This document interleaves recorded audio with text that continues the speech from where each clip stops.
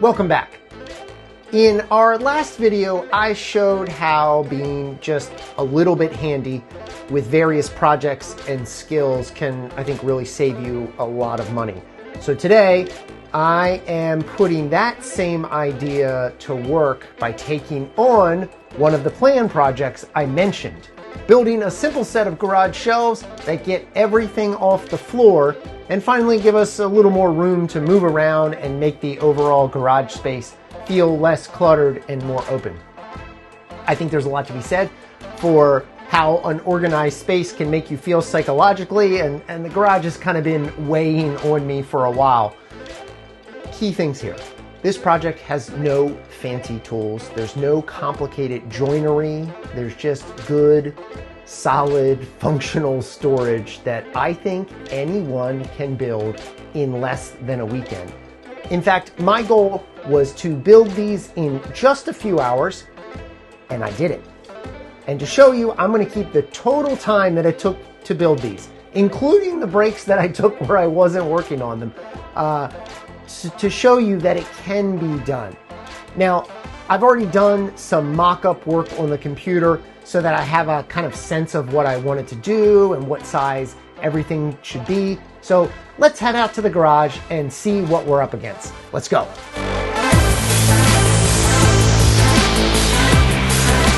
If your garage looks like this, you're not alone. It can start with a couple of bins and then a few more, and before you know it, you're stepping over sports equipment, car stuff, shoes, gardening tools, supplies, and more, like just to get to the ladder. So the goal today is to build a single row of 2-foot deep shelves across the back wall, about 6.5 feet off the ground. That height keeps them above the cars and keeps a clear walking space underneath them for bigger items, and maybe even a workbench later. And today I'm just going to put them on the back wall. At some future point, I probably will put some on the side walls as well. So here's what I'm planning to do: hang them on the wall and then support them from above every few feet.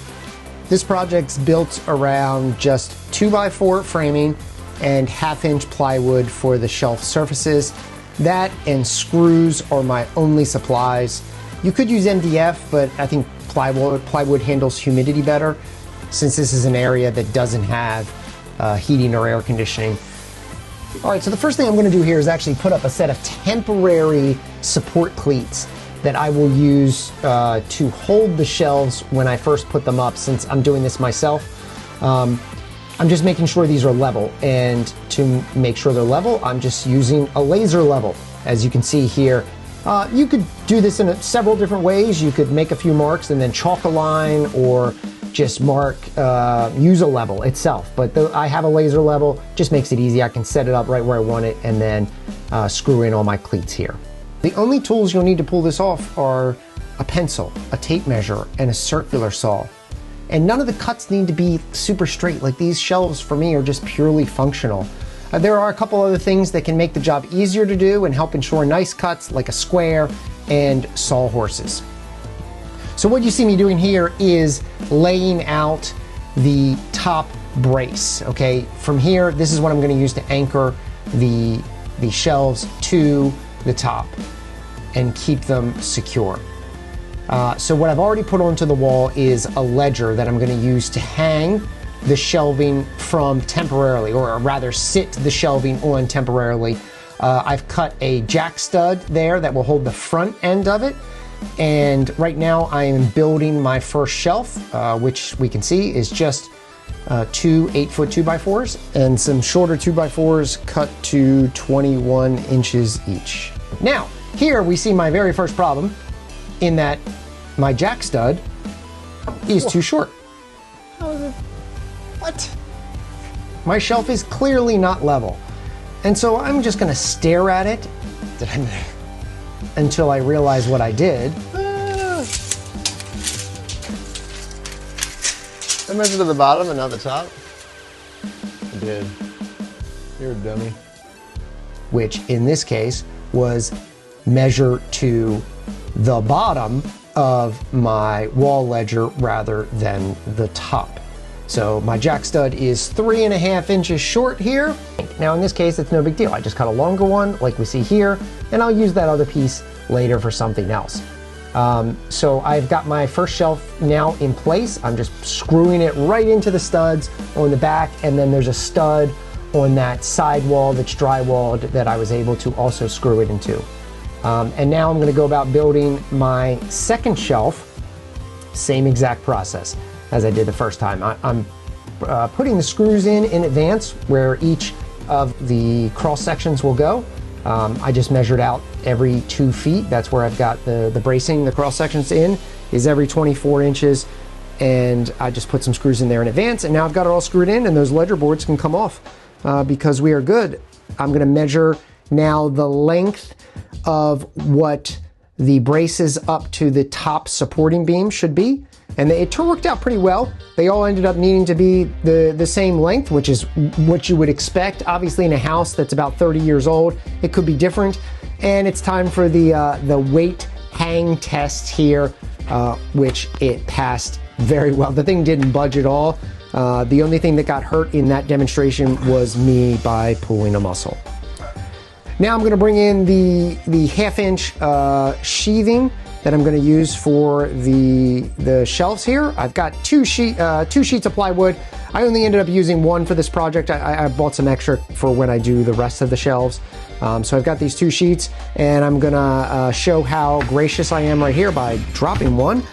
It's the same thing. Look, things go wrong sometimes. You pick it up and you put it back in. He's just sort of showing you that like one person can do this, and like it doesn't have to be perfect, right? It's now great. It's in there. I'm screwing them in with some shorter screws to hold that sheathing in place. And now I'm gonna put away all my 2x4s, which in a few minutes here, you're gonna see that I wish I had kept them out a little bit longer, because I came up with another interesting idea for how to hang some of my tools in the garage, gardening tools mostly. But right now I'm putting things on the shelves. This is the fun part of clearing things out and seeing how well these shelves are going to work. The kids are, very good at helping sweep, helping tell me whether or not they think it looks good. So then, right about now is when I had an idea of, wait, I have all these gardening tools, or like shovels and rakes and stuff, hanging on the side wall, but that's right where one of the cars has to be parked. So I thought, what if we could neatly put all this stuff on the back wall instead, and put them closer together by, instead of having to only screw them in on the studs, screw them in, which are 16 inches apart. What if I could hang it so that stuff was only 8 inches apart by putting 2 things in? And right about then is when something that I put up on the top shelf decided to fall down. Luckily, I was under the shelf when it happened, but it's a great lesson in if something's got wheels, don't stand it up. So I'll have to be fixing that seed spreader later. But we're on to just finishing off these sort of cleats at the back, and I'm pre-drilling holes here for the hooks that I already have, and then I'm just gonna screw them in. And now they're only every 8 inches apart, sort of staggered up and down, and I can hang all the stuff that I've got on the side wall now on the back wall, and now the side wall is completely clear for the car. I don't have to worry about bumping into anything over there and maybe knocking it off onto the car. And it means that when I do need something and the car is in the garage, I don't have to either sort of reach over the car or climb over the car or move the car. And you move things and things fall out, like that big pile of straw there. But we're making some progress here, getting things out of the way.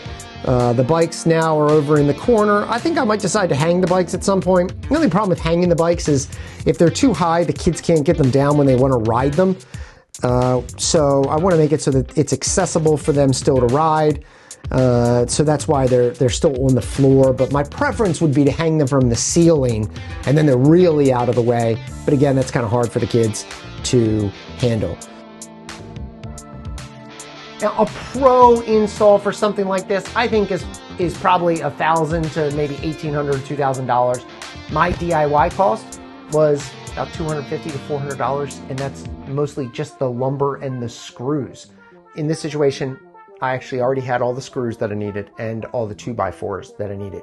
So all I had to purchase for this specific project was the plywood for the tops of the shelves. So that's a savings of like $600 to $1,500, and you're also getting the benefit of the project that you're doing, which in this case is gaining some space on the floor. Every time I build something like this, I'm reminded doing it yourself doesn't mean it has to be this perfect thing. Like you saw in the video that I made some mistakes, right? And it's okay. It doesn't have to be intimidating. This was literally just some wood that I measured and then cut and then screwed together. I made a plan first that was good enough to get the job done, and then I did it. And those, the skills that you have, they can compound just like the money that you're saving does, and you can take that money and do other things with it. So that's the build.